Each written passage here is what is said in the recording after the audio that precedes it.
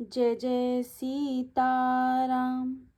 सकल कला करी कोटि, विधि हार्यो सेन समेत। चली न अचल समाधि सिवा, को प्यो हृदय निकेत। सियापति राम जय जय राम। कामदेव अपनी सेना समेत करोड़ों प्रकार की सब कलाएं उपार करके हार गया, पर शिवजी की अचल समाधि ना डिगी। तब कामदेव क्रोधित हुआ। देखी रसाल बिटप बर साखा, तेहि पर चढ़्यो मदनु मन माखा। सुमन चाप निज सर संधाने, अतिरिसता की श्रवण लगी ताने।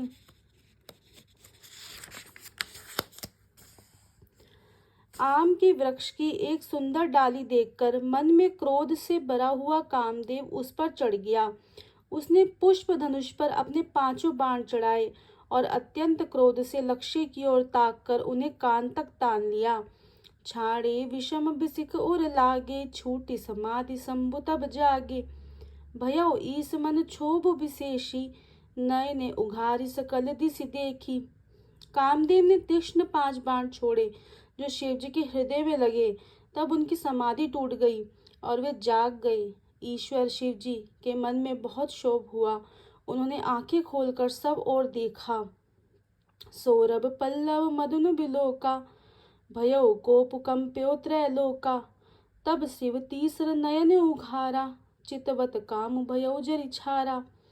जब आम के पत्तों में छिपे हुए कामदेव को देखा तो उन्हें बड़ा क्रोध हुआ, जिससे तीनों लोग कांप उठे।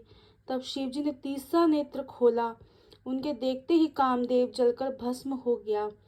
हाहाकार भयो जग माही, डर पे सुर भय असुर सुखाही। समुझ काम सुख सोचहि भोगी, भय अकंटक साधु जोगी। जगत में बड़ा हाहाकार मच गया। देवता डर गए, दैत्य सुखी हुए, भोगी लोग कामसुख को याद करके चिंता करने लगे और साधक योगी निष्कंटक हो गए। जोगी अकंटक भय पति, गति सुनत रति मूर्छित भई। रोदति बदति बहु भांति, करुणा करति शंकर पहि गई। अति प्रेम करि बिनती, विविध विधि जोरी कर सन्मुख रही। प्रभु आशुतोष कृपाल, शिव अब लानि रखी बोले सही। योगी निष्कंटक हो गए। कामदेव की स्त्री रति अपने पति की यह दशा सुनते ही मूर्छित हो गई। रोती चिल्लाती और भांति भांति उसी करुणा करती हुई वह शिवजी के पास गई। अत्यंत प्रेम के साथ अनेकों प्रकार से विनती करके हाथ जोड़कर सामने खड़ी हो गई। शीघ्र प्रसन्न होने वाले कृपालु शिवजी अबला असहाय स्त्री को देखकर सुंदर और उनको सांत्वना देने वाले वचन बोले।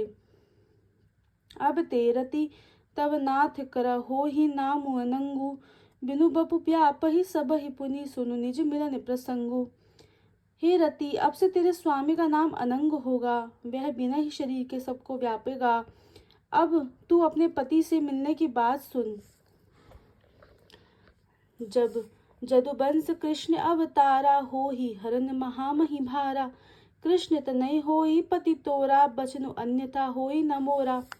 जब पृथ्वी के बड़े भारी भार को उतारने के लिए यदुवंश में श्री कृष्ण का अवतार होगा, तब तेरा पति उनके पुत्र प्रद्युम्न के रूप में उत्पन्न होगा।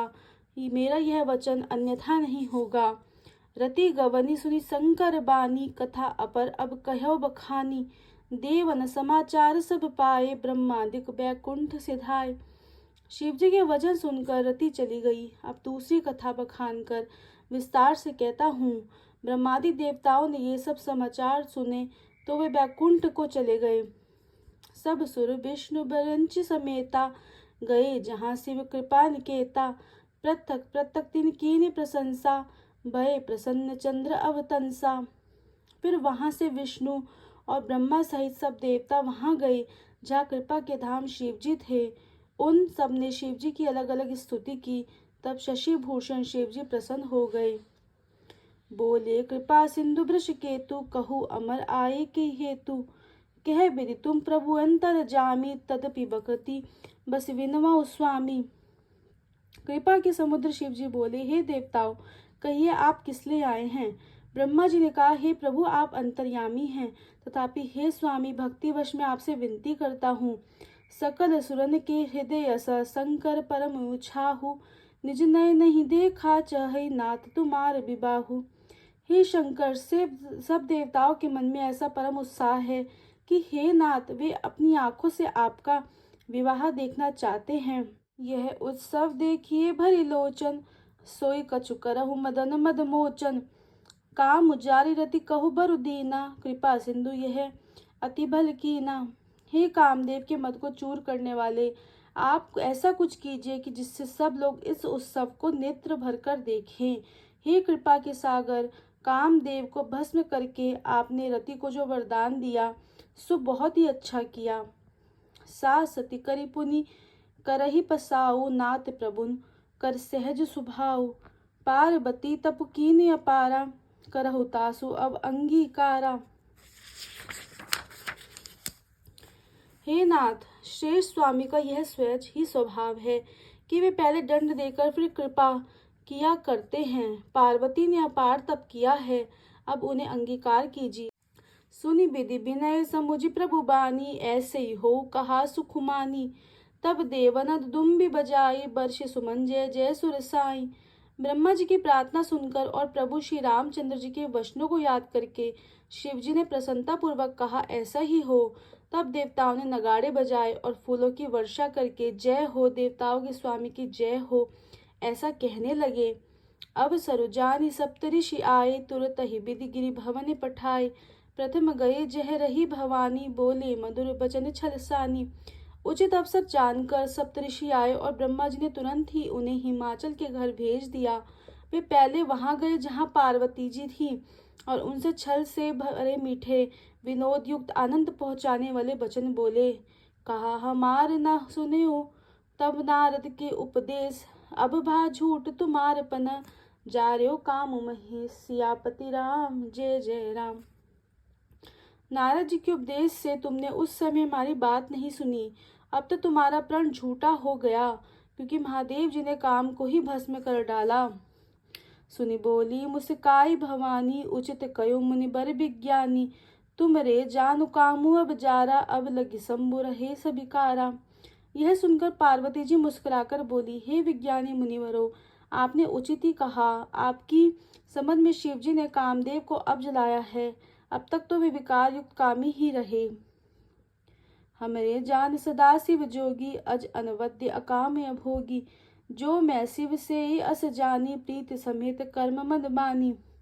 किंतु हमारी समझ से तो शिव जी सदा ही योगी, अजन्मा, अनिंदे, काम रहित और भोगहीन हैं। यदि मैंने शिव जी को ऐसे समझकर ही मन वचन कर्म से प्रेम सहित उनकी सेवा की है, तो हमार पन सुनहु मुनीसा, करहि सत्य कृपा निधि ईसा। तुम जो कहा हर जा रहे हो मारा, सोई अति बड़ अविवेक तुम्हारा।